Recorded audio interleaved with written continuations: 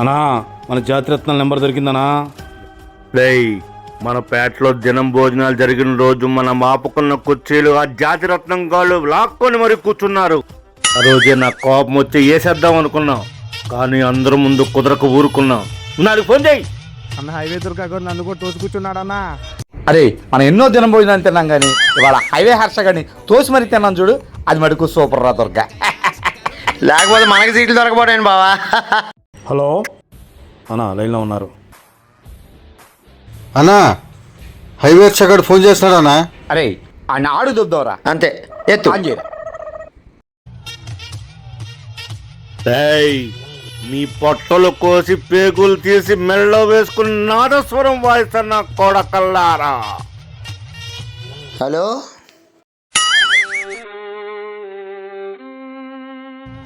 రేయ్, మీ పొట్టలు కోసి పేగులు తీసి మెళ్ళో వేసుకుని నాదస్వరం. గట్టిగా మాట్లాడి వినిపించట్లా. ఏంట్రా ఇది, వినబడతలేదా? సిగ్నల్ వీక్గా ఉందనుకుంటానా?